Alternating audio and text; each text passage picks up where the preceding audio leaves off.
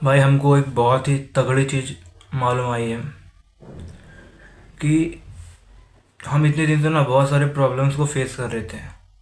Videos ना upload करने का कारण, मतलब वीडियोस अपलोड नहीं कर पा रहे थे।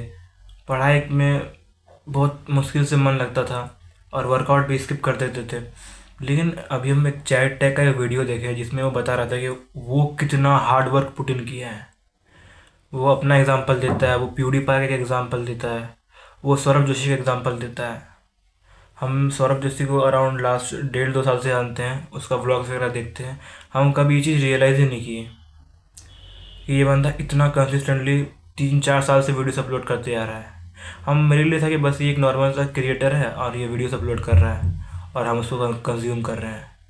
बट भाई, इस लेवल का हार्डवर्क, इस लेवल का कंसिस्टेंसी, चैटक भी वैसा ही है। उसका हर दिन कोई ना कोई एक नया वीडियो आता ही है। वो 150 दिन से भी ज़्यादा से कंसिस्टेंटली वीडियो अपलोड कर रहा है। तो हम उसका वीडियो से ये सीखें कि भाई, अगर तुम्हारे पास कुछ भी नहीं है ना, तो तुम ये एक्सपेक्ट नहीं कर सकते कि तुम्हारे पास कोई चीज़ चल के आएगा। अगर तुम इस टाइम पे फाइनेंशियल कंडीशन से गुजर रहे हो कि तुम्हारे पास पैसे बहुत कम है, तुम्हारी फैमिली में कोई दिक्कत है, तो तुम्हें कोई हेल्प करने वाला नहीं आने वाला। तुम्हें खुद जाना पड़ेगा, तुम्हें खुद चीज़ों को ढूंढना पड़ेगा, तुम्हें खुद पैसे कमाने पड़ेंगे अपनी फैमिलीज को हेल्प करने के लिए। अगर इस टाइम पे कोई मेडिकल कंडीशन आ जाए, जो कि मेरा खुद का भी मेडिकल कंडीशन चल रहा है, कान को लेके मेरा ईयर में एक इन्फेक्शन हो गया है, इसके लिए भी 50,000 रुपीज़ चाहिए इसका ऑपरेशन के लिए। अब यहाँ पे मेरे पास ज़ीरो अर्निंग है। मेरे पापा जो है बहुत मुश्किल से अर्निंग होता है, मेरी मम्मी भी मेरे लिए काम करती है। तो अगर इस टाइम पे हम अगर ये सोच के बैठे हैं कि हम बाद में कुछ फिगर आउट कर लेंगे या मेरे पास अपने आप कोई अपॉर्चुनिटी आ जाएगी, तो ऐसा नहीं होने वाला।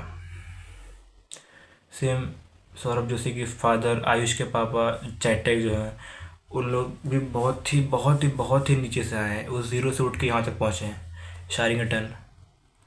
ऐसे कई ना कई सारे एग्जाम्पल है। लेकिन जो लोग कहते हैं कि टाइम मैनेजमेंट, इस टाइम पे ये वर्कआउट करो, 8 से लेकर 9 बजे तक पढ़ाई करेंगे, उसके बाद फिर कोई फ़ोन देखेंगे, फिर नए कुछ स्किल सीखेंगे।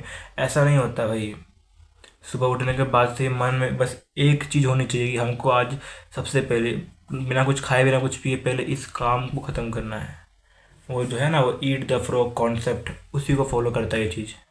ये जो सबसे मुश्किल काम है, जो सबसे सबसे इम्पोर्टेंट काम है दिन का, उसको सबसे पहले ही ख़त्म कर दो, सुबह उठने के बाद ही।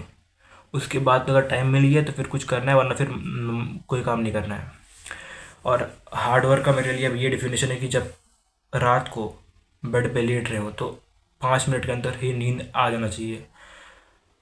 मेंटल लेवल पे इतना थकावट कि जैसे हम लोग अगर बेड पे सोते हैं तो फिर हम लोग को क्या आता है कि हल्का सा फ़ोन चला लेते हैं, किसी का नोटिफिकेशन आया होगा वो चेक कर लेते हैं, या कुछ वीडियोस देख लेते हैं रात को 12-1 बजे तक, 2 बजे तक। इस तरीके से हम लोग का फ़ोन देख लेते हैं। लेकिन जब काम की बारी आती है तो काम नहीं करते हैं। तो हार्डवर्क का मेरे लिए डेफिनेशन ये है कि इतना काम कर लो, दिन भर में इतना काम कर लो कि रात को बेड पे जाएं, सोएं तो फिर नींद आ जाए, ओवर थिंक करने का टाइम ना मिले, है ना, कुछ सोचने का समय ना मिले, बस काम काम काम।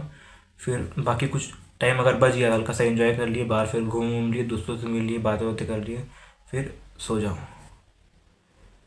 अभी इसी को फॉलो करना है हमको। और ये नहीं कि स्टार्टिंग का जो इनिशियल डे थे उसी से तुम रगड़ के बहुत सारे एक बार में काम कर ले, नहीं।